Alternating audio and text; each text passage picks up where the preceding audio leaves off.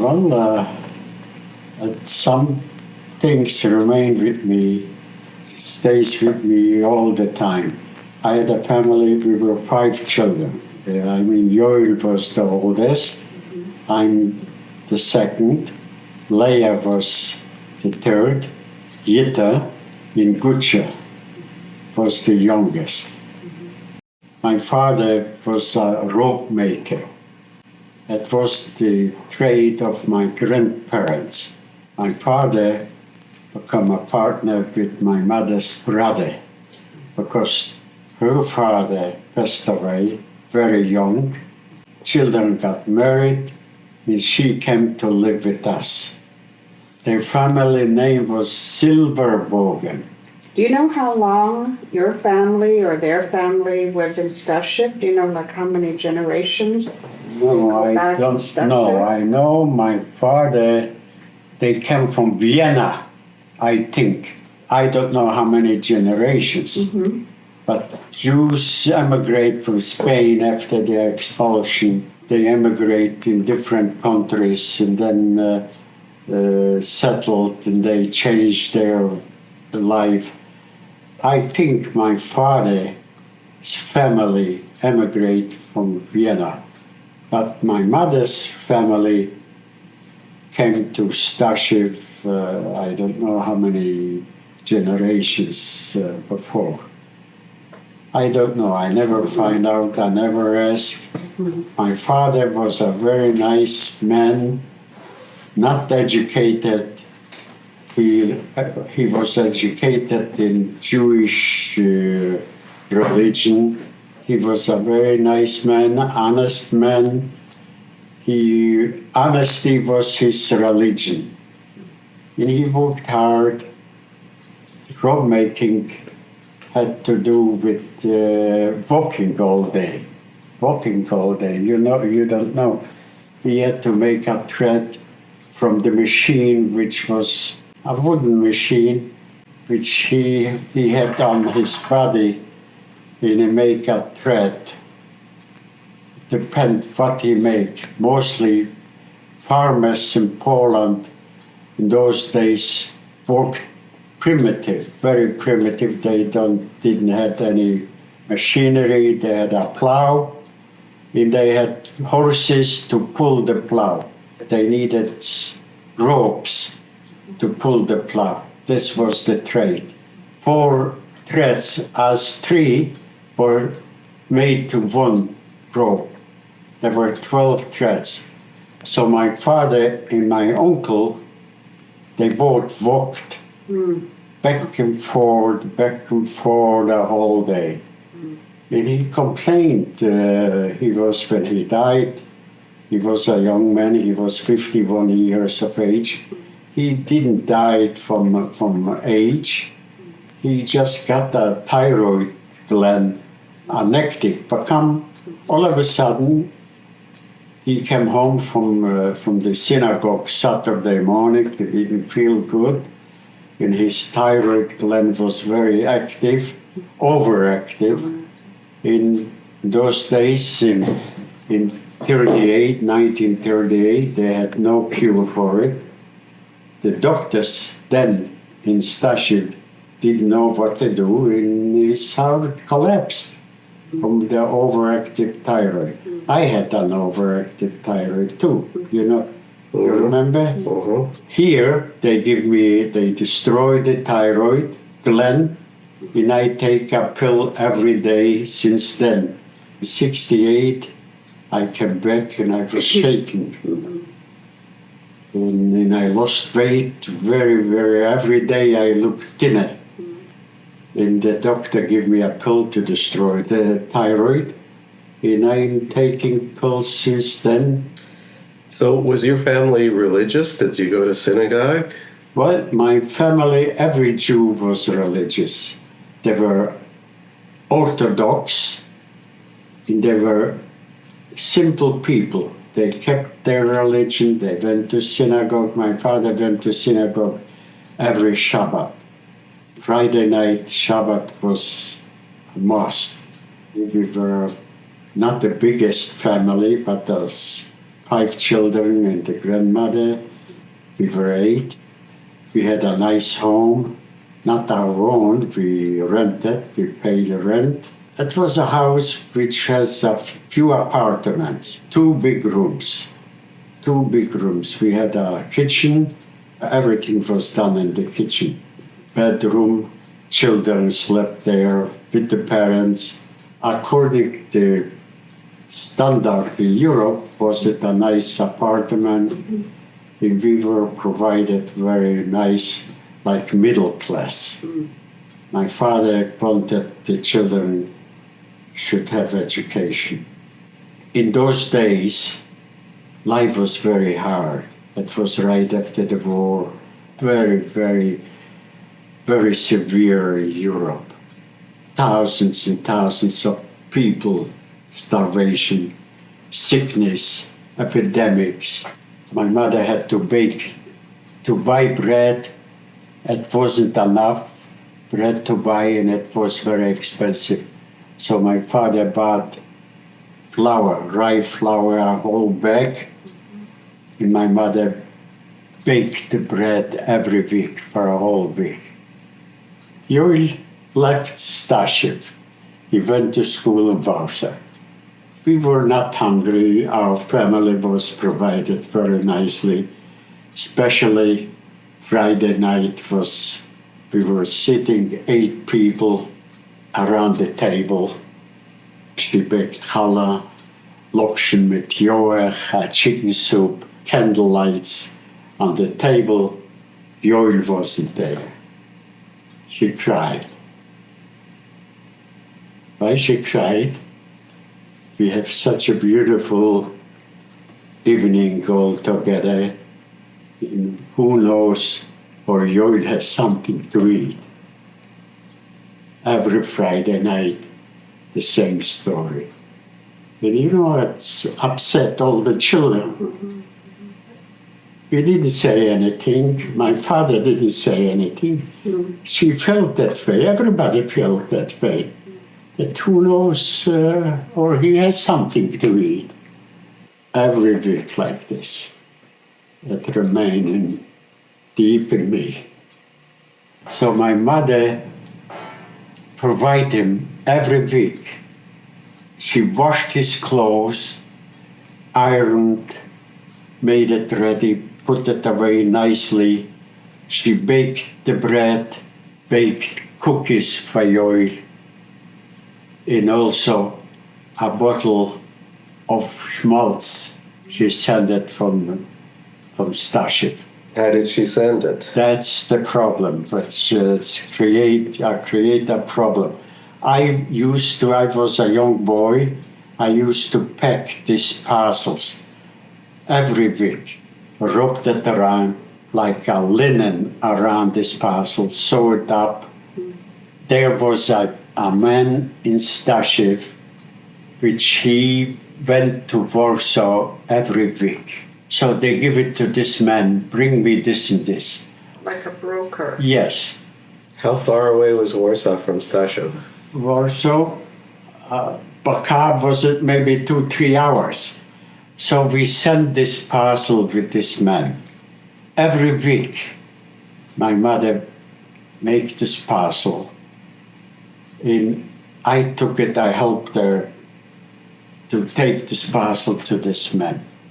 After a while, this man says to my mother, I can't take anymore.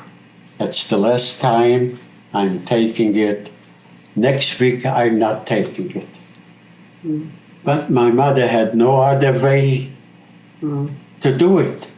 So she took no for an answer. Next week, we went there with the parcel. And he says, no, I'm not taking. I told you I can't. And she started to cry. She cried.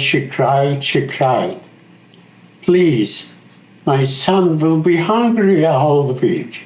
Obrachamunis. You know what that means? Yes. Have pity.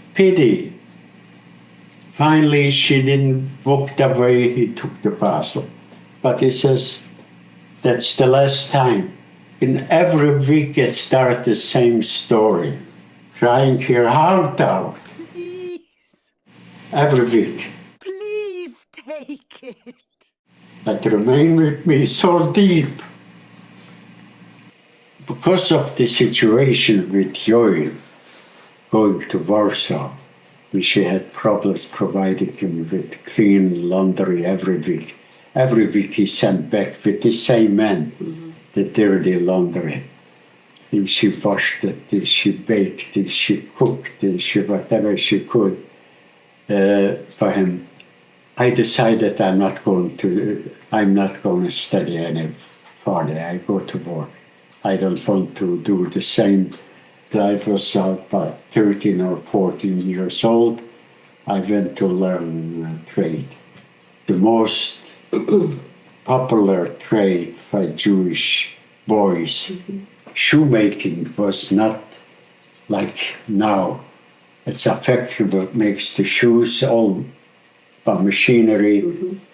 Shoemaking was a two-part. Yeah. It was the top upper First, yes, was made by Jews, yes. and the soles were made by Poles. The shoemakers were made for Poles. How did that happen? Well, that's what that was. The upper maker was a steppe. Upper maker was a different trade, cutting the leather, sewing together, make the uppers. The merchant was in the middle. He financed it. He bought the leather. He paid the steppe for making the uppers, and then he took it and paid the shoemaker for make the soles. Two separate trades. One has nothing to do with the other. He went out every year on the road for a month, all over Poland. It was, if you buy a ticket on the train for a month, was cheap. Oh, I see. So he traveled around. They didn't have cars like Right, now. Right. He had a suitcase with samples, and he went by train from city to city to city and took orders from the shoe stores. He had to finance this. It wasn't so easy. He didn't pay by cash. He paid with a vexel. A vexel was a check. And the check was made post-dated for 3 months. So the steppe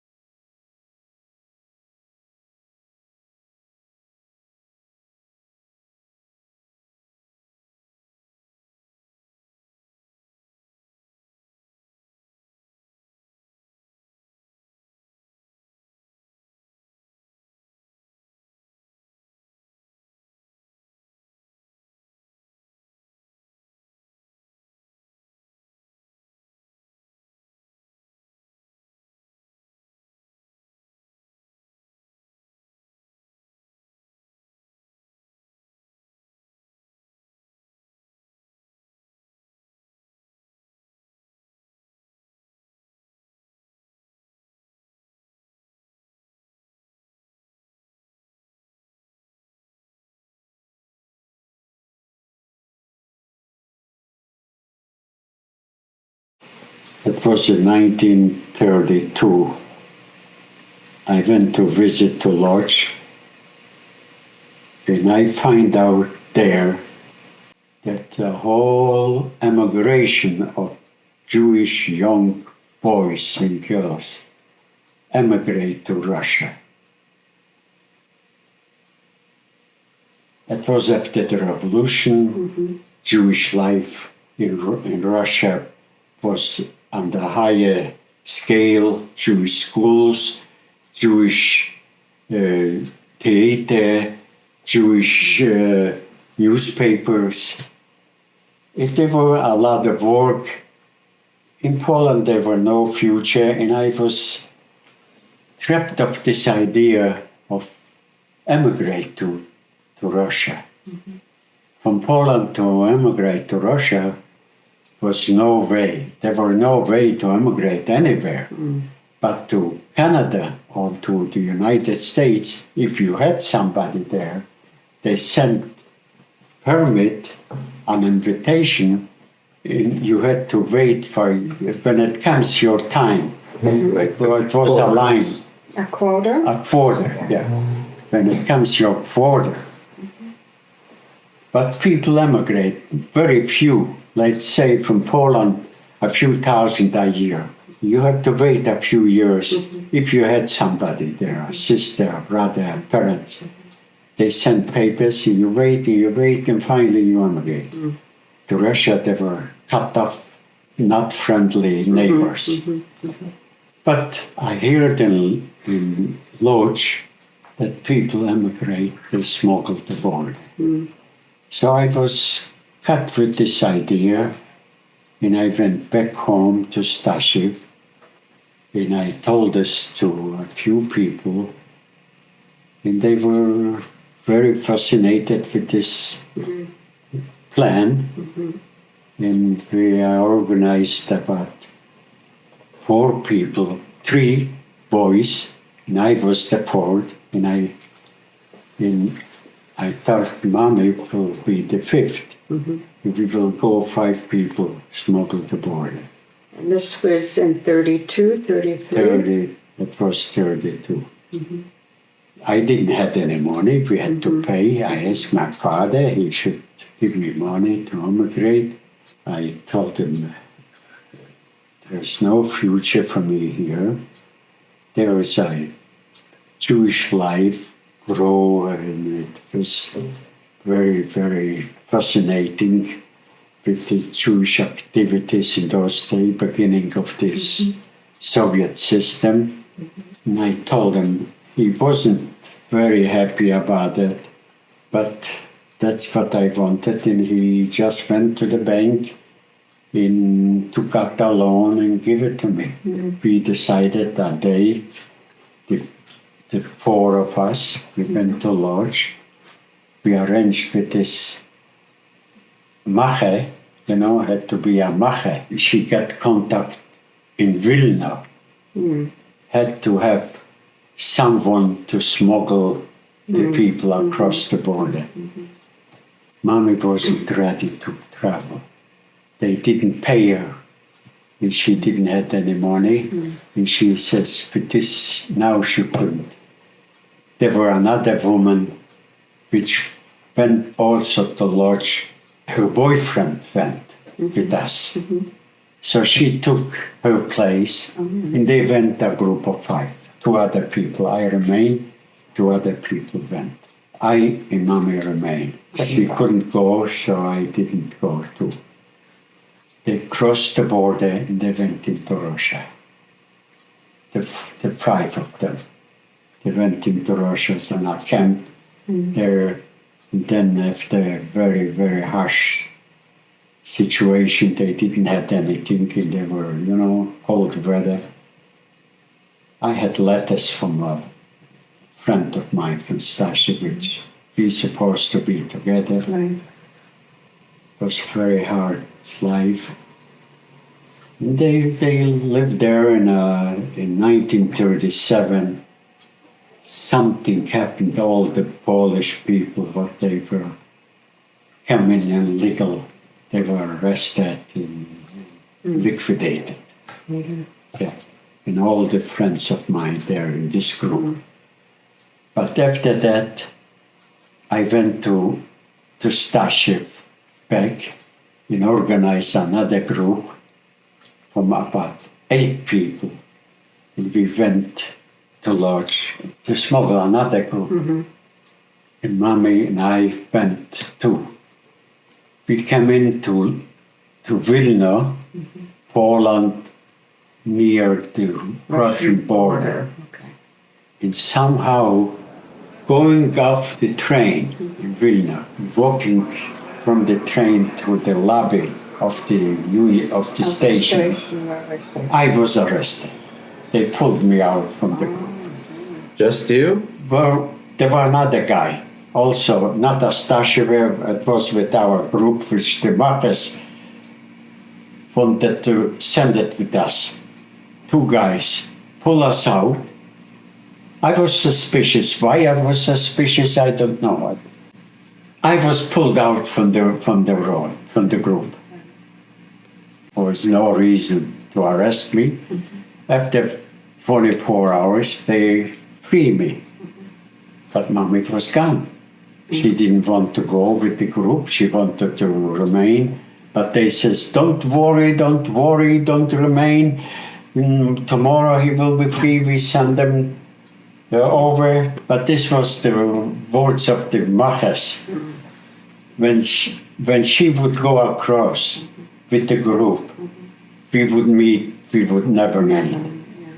She went with the group, she was crying, she was sick, they went to the border middle of the night, walked the whole night in the woods, in the dark, and finally on the border. They were maybe already in the other side, but they didn't know where to go, so they walked back and they were arrested on the border, the whole group.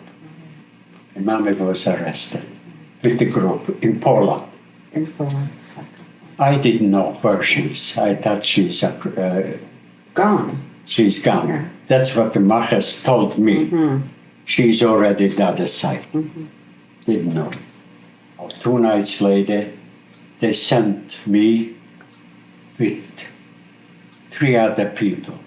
That guy that was arrested with me, it was from another city, in a couple from Lodge. And we were traveling horse and buggy. It was dark in the woods. Woods in middle of the night, so dark, like in a bed. Middle of traveling, Polish police arrested us. Took us, where are you going? They arrested us. I didn't know what happened with the other group. They told me they are across. I didn't know what happened with Mommy. On the border they had like a portable toilet. Yeah. Oh, yeah. They put me in and I was sitting there for all night. Just you? Just me, everybody separately. Different. So it was like a one-person place. place. In the morning they took me to a border crossing line, sitting there with the whole group. It was a jail already. And after a week or 2 weeks, no, a whole month, I had a trial. They give me a month arrest. And then after the trial, I was already through the month, they free me. So I went to this Mache.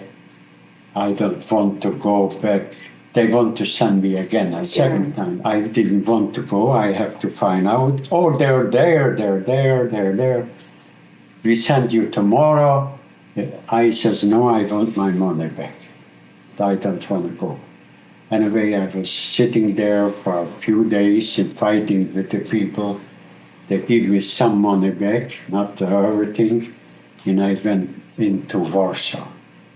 I was 19 years old. 19. From Fishauf, I knew people, and it was such a Ehrlichman. I went to her place, and she told me she got Mariam is in jail, and she was arrested also crossing the border. And she was arrested. There were 10 or 12 people together. She got 4 months jail. Anyway, I wrote a letter, and Mommy didn't know where I am, what happened to me. When I sent her a letter there, she found out that I am in Warsaw. I was arrested and separately.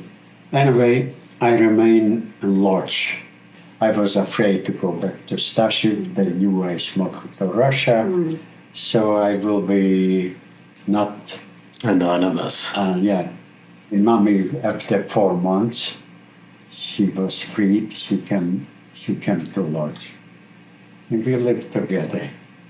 Then the war started. I came home to Fishauf every summer. That was in 32, yeah? 1932. 33, I was in Fishauf. Hitler came to power. In a brief ceremony, the Austrian upstart becomes Chancellor of Germany. It is January 30th, 1933. The situation changed.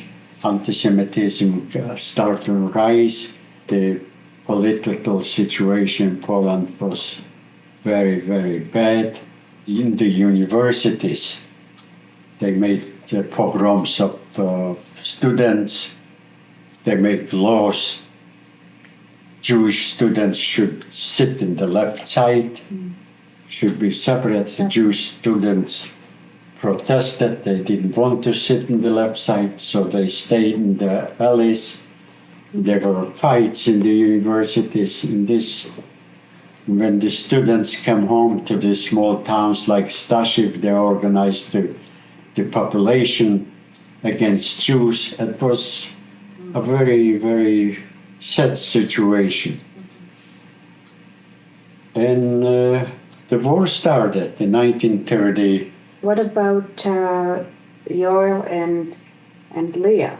Yoel went to Israel in 1928. He went away, he got a certificate from the English government. They give out a permit for so many Jews, young Jews, to go to Palestine. Palestine. So Jewish- he went legally. He went to Palestine He went legally. About in 1932, or I came home in Leah. Was a nice grown-up girl. She was home helping my mother.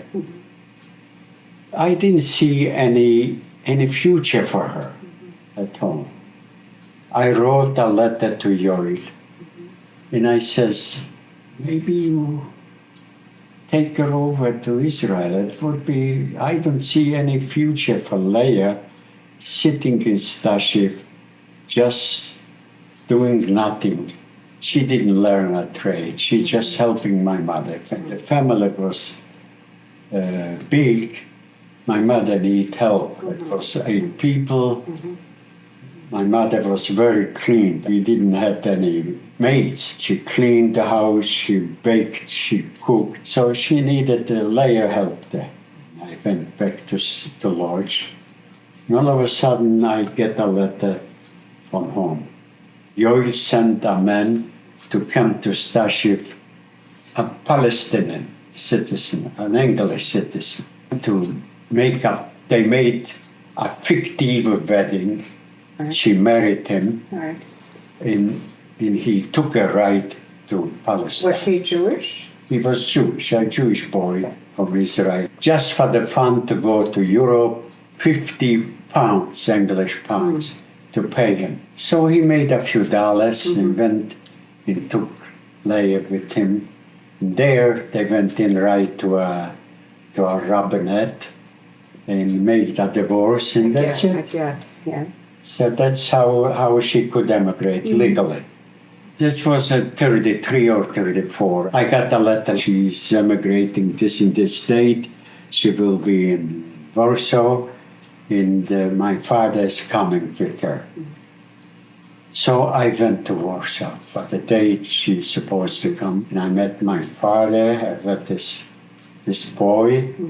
I met Leah. My father had a sister in Warsaw. We stayed in my aunt's home. Right. We went to the opera. My father bought tickets. He didn't have money even to buy tickets. He had a watch, engagement watch. It was a big, those days was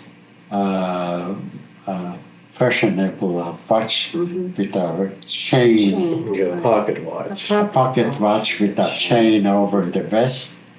He sold the chain for silver, a silver chain, very fancy. He sold it and took us to the opera. He took, I went, my father went, my sister, and that boy, my aunt, 5 people to the opera in Warsaw. It was very expensive. Leia had to go away by the international train Oh, yeah. from Warsaw to Germany. We went there, we took a pass to go out to the train. They went on the train, and people were standing there. They looked out the window, and we were standing with a white handkerchief. Leia looked out. We hugged, we kissed, and she went up. We didn't know that that's the end. We're not going to see her anymore. My father had the feeling, probably. The train started to, and we started to move. We stayed with the handkerchiefs, and my father and I stayed near my father, and the train moved away. We couldn't see anymore, just the smoke from the train. And we stayed like and looked, and I looked around. I see all the people are gone already. And my father stays like hypnotized. I start to walk back, and I thought my father is walking also. I walked a little bit back, and I see my father is still in the same place, not moving. I walk back, I look at my father, and I see tears running on his beard, like everything come to an end. I shake his arm and I says, okay, nobody is here anymore. We start to move back from the train station to my aunt's place. And he went home and I went to lodge. That's why I remain in lodge. That's the reason. So what were you working at? There were small factories, small places of upper making. I worked at upper making. It wasn't a trade which was work all year round. It's starting to be busy after New Year's, February. May, June, it slowed down. So I went home. What about Mommy? What happened? What did she do? Part-time we were together, whatever we could find a place to be together, we were together. If not, she had a different place and I had a different place. But we met every night, every evening after work. And what kind of work was she doing? Was she working in lodge? Mostly she worked in the textile industry, finishing sweaters. Sweater making, sweaters, sewing in pockets to the sweaters. She was very fast. She had an ambition. Nobody could be faster than she was. She worked pulling up stockings and pulling them off. She made 100 pair or more than 100 pair in an hour. But what happened after that in terms of your political? We were activity? involved in the union, in lodge, every year almost. When it comes to start the season, the union decided we have to strike. We have to fight for better conditions. For shorter working day, better conditions. more money. I belonged to the leather Leather union, workers. leather workers. There were shoemakers, there were upper makers, purse makers. And then, when the war started, I came home before that. I tried different things. In Poland was fashionable to wear getres. That was a felt over the shoes. That was the fashion. A lot of sewing. It was paid very little, but better than nothing. But Lodz was the place I liked to be. I got friends there, was active in the union. And then the war started in 1938. My father passed away. I was in Staship at that time. It was fall. It was a rainy day. He came home from the synagogue, sit down at the table for dinner. And he couldn't eat. He didn't feel good. He went to bed. He called the doctor. They didn't know what to do. His heart was working too fast. Monday, the same thing. And Tuesday, he was gone. He died in the house, or was he in a Died hospital? in the house.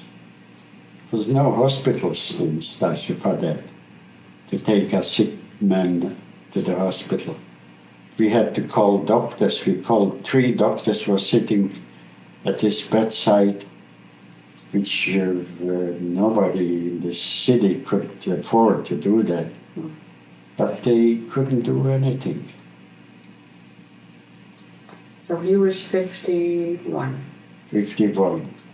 War started, and everybody ran away. I didn't run away. I remained in Staship because I didn't feel leaving my mother with 2 girls alone.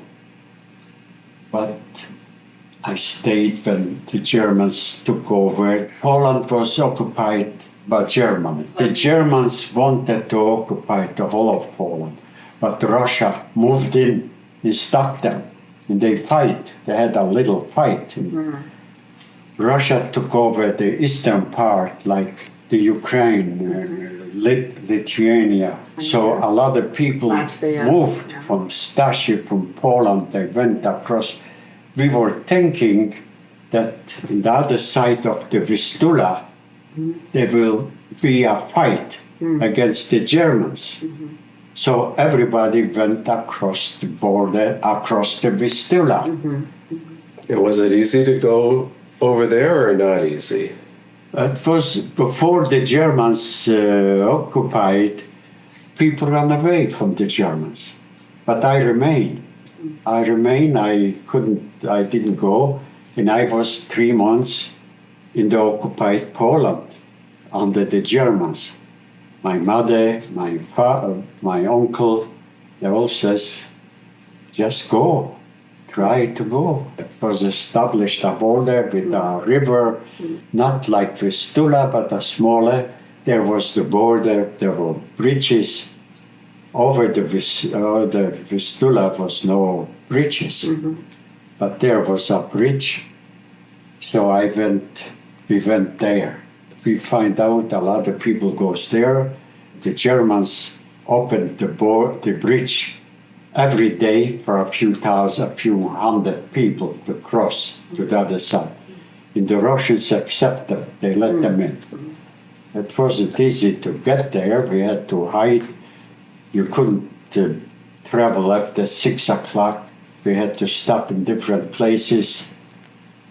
But we got there to Sanok.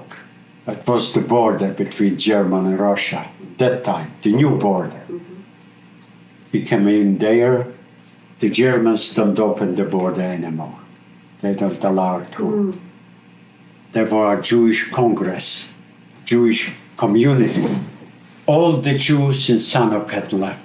They left the homes empty. They just walked away. They just walked across the other side. They didn't want to remain with the Germans. The committee from the city Congress was there. And they negotiate with the Germans to let through people.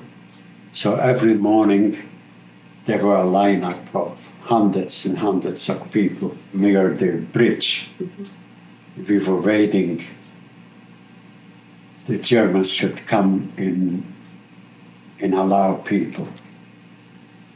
We waited till 12 o'clock. German come over. No, today, not. There were Poles too, but mostly Jews were fronted across. Young people, young from all over Poland. They say, well, if you need some food, come to the Jewish Congress there. We will hand out a piece of bread everyone. We should have what to eat during the day, and tomorrow we're gonna try again. Okay, maybe we should stop here.